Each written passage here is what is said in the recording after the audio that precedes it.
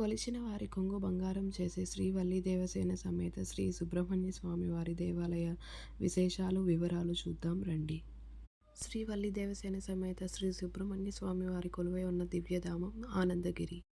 తిరుపతి జిల్లా పాకాల మండలం ఊట్లవారిపల్లె గ్రామంలో ఆనందగిరిపై శ్రీ వల్లి దేవసేన సమేత శ్రీ సుబ్రహ్మణ్య స్వామి వారి కొలువైన దివ్యధామం ఇది. స్వామి దర్శనార్థం ముందు ఊట్లవారిపల్లె గ్రామం చేరుకోగానే ఈ ఆర్చ్ దర్శనం ఇస్తుంది. ఈ ఆర్చ్ నుంచి స్ట్రైట్గా ఇదే రోడ్లో వెళ్తే స్వామివారి ఆనందగిరి చేరుకోవచ్చు.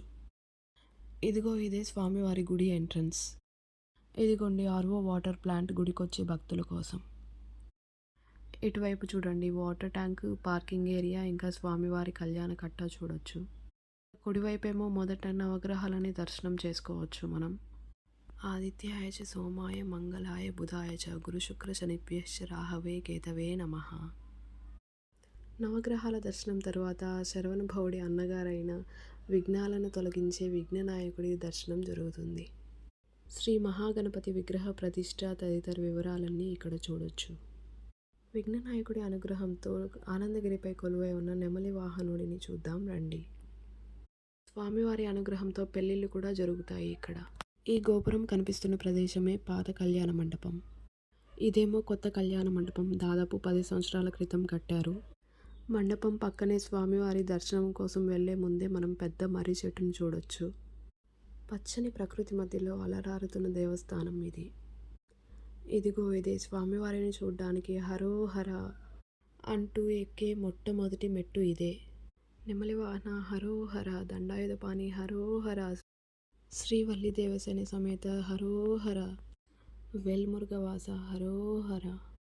ఆడి మాసం వచ్చిందంటే చాలు హరోహర హరోహర అంటూ మారుమోగిపోతుంది ఈ దేవాలయం. కోరిన కోరికలు తీర్చి కొంగు బంగారం చేసే ఆ ఆది దంపతుల ముద్దుల తనయుడు దర్శనార్థం ఈ మెట్లెక్కడం పెద్ద కష్టమేం అనిపించదు. చూసారా, చిన్న పిల్లలు సైతం అలవోకగా ఎక్కేస్తున్నారు. పైకి చేరగానే ముందుగా 6 ముఖాలతో ఉండే షణ్ముఖుడి దివ్య దర్శనం చేసుకోవచ్చు. హరోహర హరోహర హరోహర. ఇక ఇటువైపేమో నందీశ్వరుల సమేత శ్రీ మహాగణపతి, ఇంకా శివయ్య అమ్మ. ఇక్కడ శివ కుటుంబం దివ్య దర్శనం ప్రదక్షిణలు తర్వాత శ్రీవల్లి దేవసేన సమేత శ్రీ సుబ్రహ్మణ్య స్వామి వారి దివ్య దర్శనం చేసుకోవచ్చు రండి. షణ్ముఖుడికి ప్రదక్షిణలు చేస్తున్న చిన్నారులను చూడండి. ఇదిగోండి ఆరుముఖ స్వామి ఎదురుగా ఆడి కృతిక మాసం వచ్చిందంటే పిండి దీపాలు, కొబ్బరికాయలు, ఇంకా స్వామివారి నైవేద్యంకి సంబంధించిన వస్తువులతో నిండిపోయే ప్రదేశం ఇది. ఈ దేవాలయంలో అలనాటి గొప్ప సినిమా ఒకటి షూటింగ్ కూడా జరిగిందండోయ్. ఆ గొప్ప సినిమా ఏదో తెలుసుకోవాలనంటే కొంచెం ఆగండి. స్వామివారి దర్శనార్థం లోపలికి వెళ్ళగానే ధ్వజస్తంభం దర్శనమిస్తుంది మనకు. ఆడి మాసం కృతికా నక్షత్రం రోజున విశేషంగా ఈ దీపం వెలిగిస్తారు. ధ్వజస్తంభంపై ముందుగా స్వామివారి అత్తగారు జగాల నేలే జగన్నాథుడి శ్రీహరి పట్టపురాణి, జగాల నేలే జగజ్జనని లక్ష్మీ అమ్మవారి దర్శనం చేసుకోవచ్చు. శివపార్వతుల ముద్దుల తనయుడు శరవణభవుడు, నెమలి వాహనుడు, కొలిచిన వారి కొంగు బంగారం చేసే ఆ దివ్యమూర్తి దర్శనం చేసుకోండి. హరోహర. ఇదిగోండి స్వామివారి మొక్కులు చెల్లించే హుండీ ఇక్కడ ఉంటుంది. ఆడి మాసం వచ్చిందంటే ఈ క్యూ లైన్స్ అన్నీ నిండిపోయి కనిపిస్తాయి. ఇక్కడ మీరు చూడొచ్చు దేవస్థానం యొక్క స్థల పురాణం. ఇక ఇక్కడేమో స్వామివారి దివ్యమంగళ రూపం యొక్క నిజరూప దర్శనం చేసుకోవచ్చు. ఇక ఇక్కడ లోపల ఉన్నదేమో కొత్తగా నిర్మించిన ధ్వజస్తంభం ఇది. ఇక బయట ఉన్నదేమో పాత ధ్వజస్తంభం. ఇక్కడ స్వామివారికి అభిషేకం చేస్తే కలిగే శుభాల గురించి తెలియజేస్తూ ఒక బోర్డు వేశారు చూడండి. ధర్మబద్ధమైన కోరికలంటూ కోరుకుంటే స్వామివారి దగ్గర తీరందంటూ ఏదీ లేదు. స్వామివారికి ప్రదక్షిణ చేసేటప్పుడు ఈ ఆలయ విగ్రహ ప్రతిష్ట వివరాలు అన్నీ చూడొచ్చు మనం ఇక్కడ.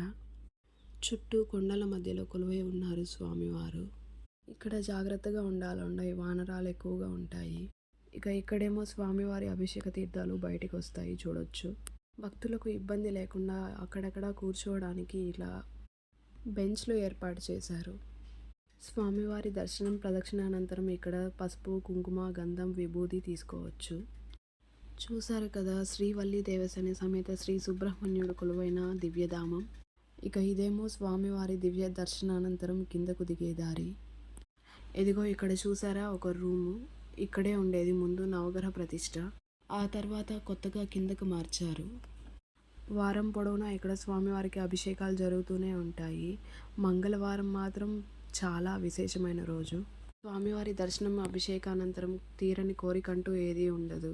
ఇక్కడ స్వామివారికి కావడి రూపంలో మొక్కు చెల్లిస్తారు. ఆడి మాసం మొత్తం కావడిలో చెల్లిస్తారు.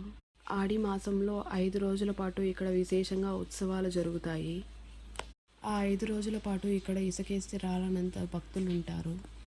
మూషిక వాహనంతో మొదలయ్యే సేవ ఉట్లోత్సవం స్వామివారి పవలింపు సేవతో ముగుస్తుంది.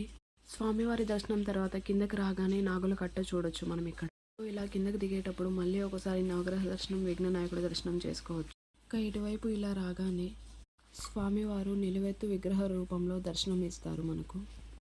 ఇదిగో చూడండి ఆ నెమలి వాహనుడి దివ్య మనోహర రూపం. స్వామివారి విగ్రహం యొక్క ఎత్తు 54 అడుగులు. ఇక ఇటువైపు స్వామివారి దివ్యమంగళ విగ్రహం కోసం విరాళాలు ఇచ్చిన దాతలు వారి యొక్క వివరాలు ఉంటాయి. అలనాటి ఆణిముత్యం జానకిరాముడు సినిమా ఇక్కడ తీశారు. చూశారు కదా ఆనందగిరి దివ్యధామం. స్వామివారి దివ్య ఆశీస్సులతో మీ అందరికీ మంచి జరగాలని కోరుకుంటూ, స్వామివారి అనుగ్రహం ఎల్లప్పుడూ మనందరిపై ఉండాలని. ఈ వీడియో మీకు నచ్చితే please like, share and subscribe. సరదాగా శ్రీజతో ఆనందగిరి దివ్యధామం చూశారు కదా. ప్లీజ్ సబ్స్క్రైబ్ టు సరదాగా శ్రీజతో.